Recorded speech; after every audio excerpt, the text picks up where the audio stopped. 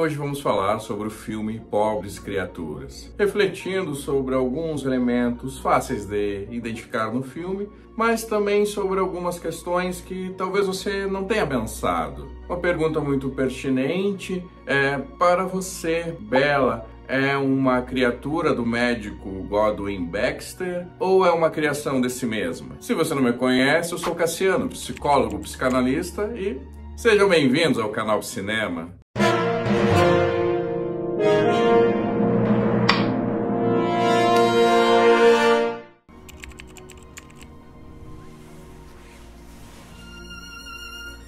Bella não nasceu, ela foi criada. Isso acaba mudando tudo. Ela tem o corpo de mulher, mas a mente de uma criança. E é esse fato que faz com que Bella revele muito sobre desejo, sobre gozo, sobre limites simbólicos. A cada cena nos deparamos com conflitos entre pulsão e linguagem, corpo e cultura, desejo e moral. A psicanálise nos ensina que não somos apenas corpo. Quando nascemos, para sermos um sujeito, precisamos nascer também no nível simbólico, precisamos nascer simbolicamente, ou seja, escrito na linguagem. Para aprendermos a desejar, precisamos ser desejados, precisamos do desejo do outro para existirmos simbolicamente, para sermos então um sujeito. Mas acontece que Bella é uma criação, com um corpo devolvido à carne, devolvido àquele momento inicial. Ela não passou por uma história, não passou pela linguagem ainda, não tem inscrições simbólicas. Como diria Freud, é pura pulsão, é puro gozo, é essa energia pura que nos atravessa. Lacan dizia que o inconsciente é estruturado pela linguagem, mas Bella não tem a linguagem. Então ela ainda não nasceu como sujeito, ela ainda não é um sujeito no sentido pleno. Ela é uma espécie de infans, aquele que não fala, mas sente tudo. E vemos que tudo em Bella parece ser um excesso. O sorriso, os gritos, um simples tocar na água, tudo é muito intenso. E é esse excesso que a sociedade acaba tentando dominar.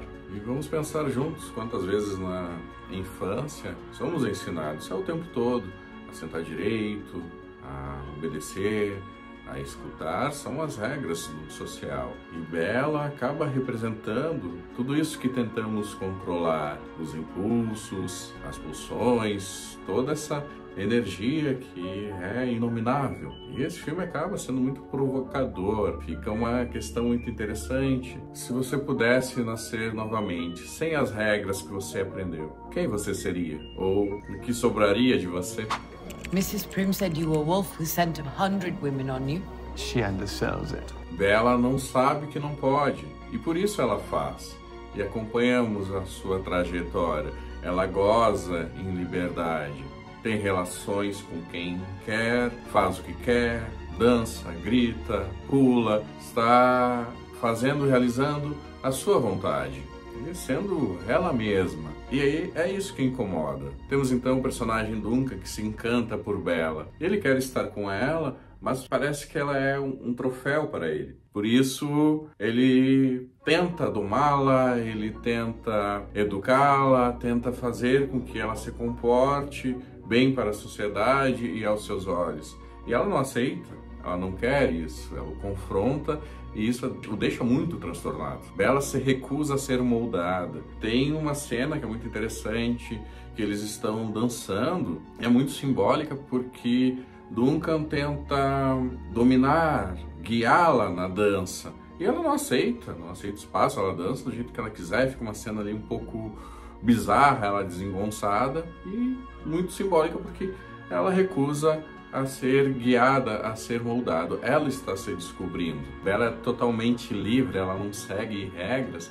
Isso vai incomodando, vai desestabilizando Duncan, de certa forma que ele entra em crises, ele se desespera. Em determinado momento ele diz: você não sabe se comportar. Claro que além de tudo isso, é possível percebermos que ele não é a sua exclusividade. Não é a exclusividade de Bella. Isso é deixando ele muito perturbado entre todas essas questões dele querer guiar, ensinar ela. Era isso que ele estava se propondo desde o início e é rejeitado. A psicanálise fala do desejo do outro. Nós aprendemos a desejar a partir do momento que somos, de alguma forma, desejados. Isso é constituído. Aprendemos, depois reproduzimos. Para desejar, passamos por essa etapa de sermos desejados. Acontece que Bella não sabe o que é ser desejável.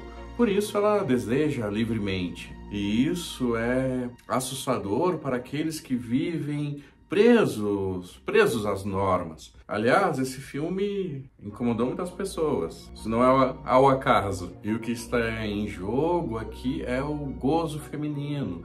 Não o gozo que satisfaz o homem, mas o gozo que escapa à norma fálica.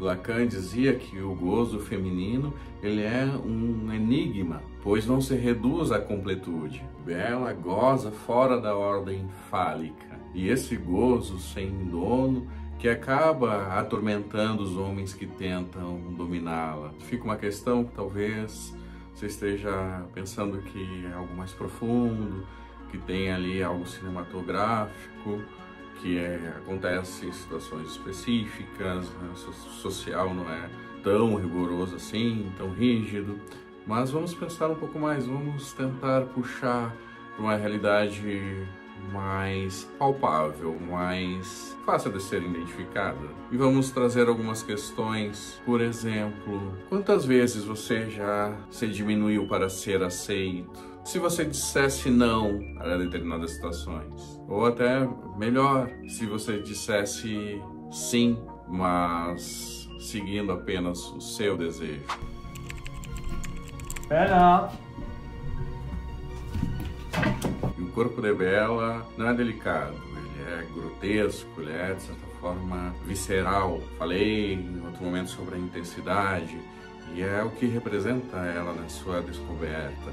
Ela é muito excesso, ri alto, fala o que não deve, não segue normas. É muita intensidade para aquele corpo que parece estar transbordando impulsão. E esse corpo acaba assustando justamente porque ele não pede licença para existir. A filósofa Julia Kristeva chama isso de abjeção, aquilo que é expulso da cultura porque nos lembra que somos carne, desejo, vísceras. O corpo de Bella não é um desejo dócil, é um desejo encarnado.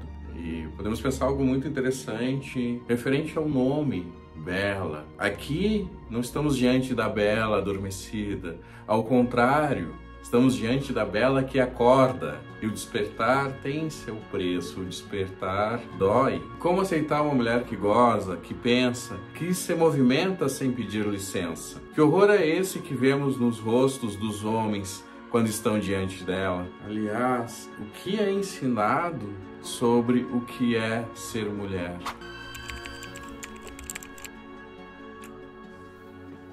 Todo sujeito, em algum momento, precisa atravessar o simbólico, ou seja, ser inserido na linguagem, na lei, na cultura. E o médico, Godwin, que Bella chama de God, exerce um pouco o papel do pai, mas ele também tenta domar, ele tenta moldar Bella. Ele entende que ela é sua criação.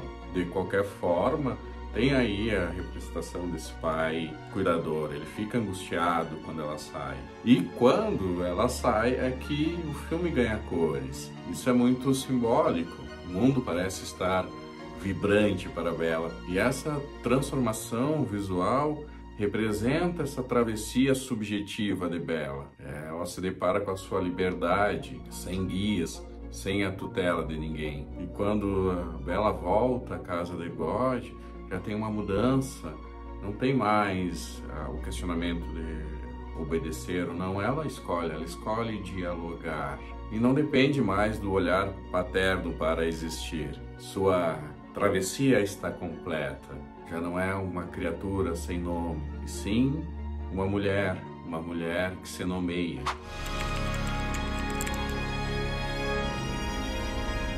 Pobres Criaturas é uma fábula, e como toda fábula, fala de nós. Bela foi criada, mas ela também se cria. Ela percorre um caminho que muitos percorrem na vida psíquica, do corpo que fala, da palavra que liberta, do desejo do outro ao desejo próprio. O que está em jogo aqui não é apenas gênero, ciência ou moral. É uma das perguntas mais difíceis que um ser humano possa fazer. Quem sou eu quando ninguém mais me diz quem eu devo ser? E você já se sentiu uma criatura tentando existir enquanto o mundo todo tenta moldar quem você deve ser? Deixa aqui nos comentários o que esse filme despertou em você. E se inscreva aqui no canal e ative as notificações para não perder os próximos vídeos. Filmes, séries e animes você acompanha aqui no canal do cinema. E até a próxima!